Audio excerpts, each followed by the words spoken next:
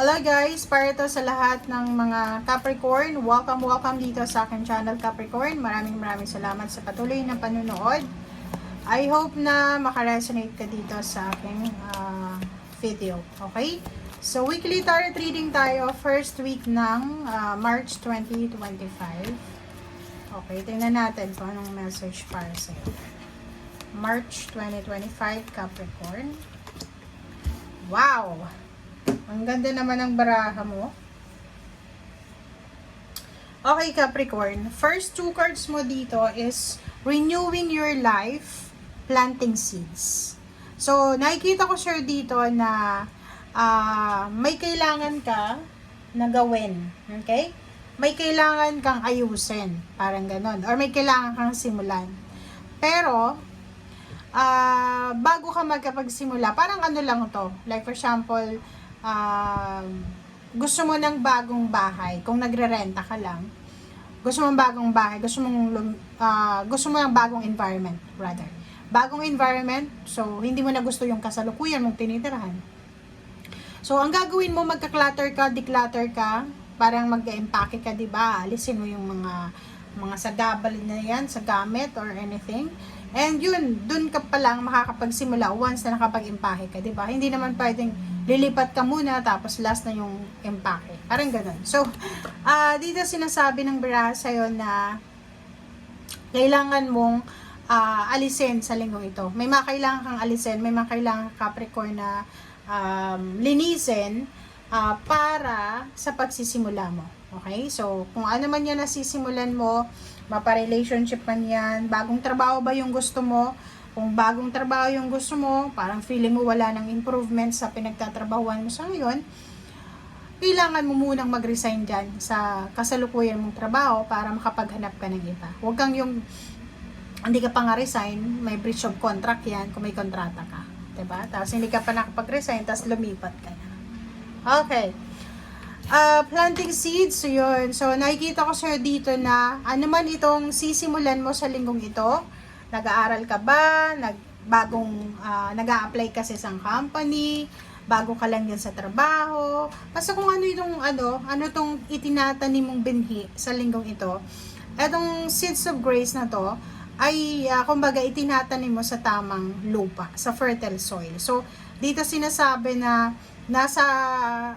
kung ano man to na simulan mo this week, for example, nanliligaw ka or may nanliligaw sa'yo, sinasabi na aabot kayo doon sa kasal or aabot kayo doon sa super level up na relationship ng taong ito. Sa trabaho, ganun din eh. Kung ano tong sisimulan mo sa linggong ito, pwedeng training yan, pwedeng conference, makakatulong yan sa'yo para sa improvement or para sa pagtaas ng posisyon mo or para sa development ng kung ano man na gusto mo ng development sa buhay mo, sa trabaho. Okay? So, yun. So, kung ano yung ginagawa natin sa linggong ito, Capricorn, isipin mo na malaking bagay yan para sa future mo. Malaking bagay yan sa kung ano yung posibleng mangyayari sa hinaharap. Oops. Okay. Nakikita ko sir dito kung masyado nang mabigat yung mga pasanin mo sa buhay, yung medyo bawasan mo. Marami ka bang ginagawa? Multitasking? Bawasan mo yan. Okay, doon naman sa mga Capricorn na may mga problema sa kanilang relationship, maraming conflict, maraming away pamilya, away kaibigan, sa mga kapitbahay, parang feeling nyo, wala nang katahimikan, di ba? Conflict, natatakot ka, full of fear, full of regrets. Dito sinasabi na huwag kang matakot, okay? Huwag kang matakot. Kasi going down to eh, pwedeng mayroon ditong Capricorn na natatakot siya, baka hindi siya ma-renew sa contract niya. Natatakot siya na bumagsak. Natatakot siya na maghirap, natatakot siya na mawala yung light niya, 'di ba? Yung liwanag niya, parang ganon. Or kung isa siyang artista, or politiko, natatakot yung taong Capricorn na to na baka hindi siya manalo, or natatakot siya na baka wala nang magfa-follow sa kanya or tatangkilik sa kanya. But nandito yung 8, positive movement forward. Sinasabi na huwag kang matakot. Okay? Hindi ka dapat natatakot kasi yun nga, kung ano daw yung tinatanim mo sa ngayon, yan ay posibleng magdala sa'yo ng napakagandang harvest. And at the same time, yan din yung parang stepping stone para sa positive movement forward. Okay? So, yun. Ang ganda, di ba?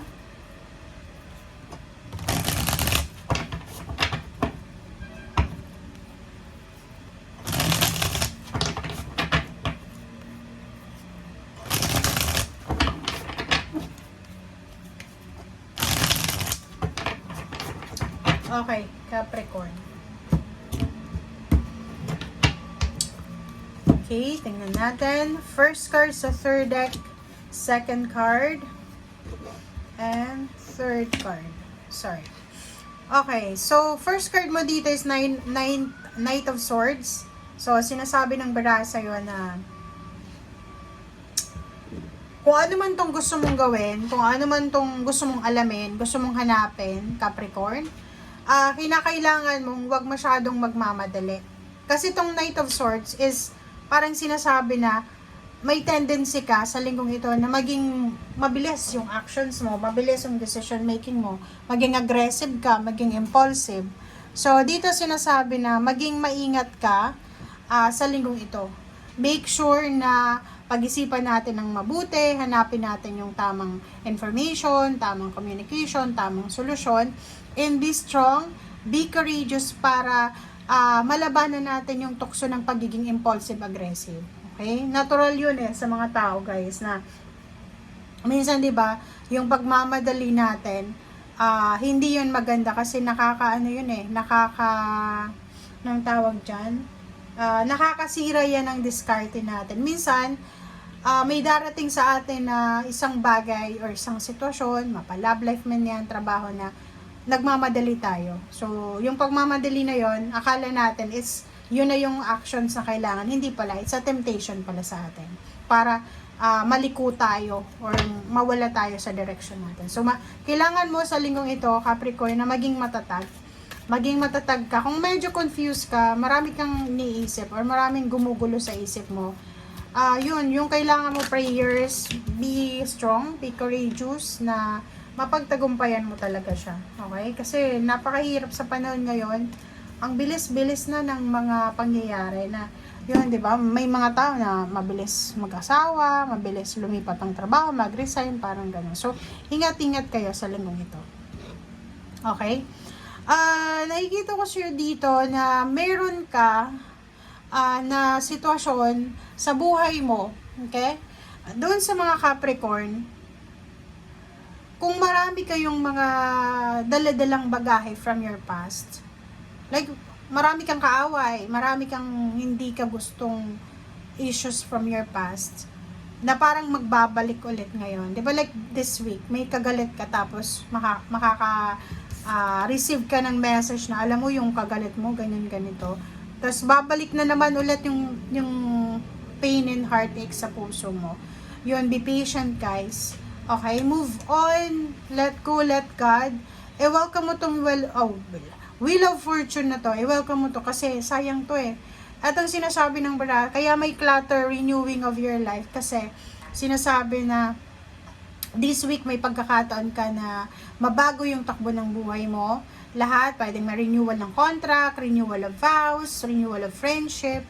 So, let go of your past mistakes, let go of your past relationships, let go of your past anything na past sa buhay mo.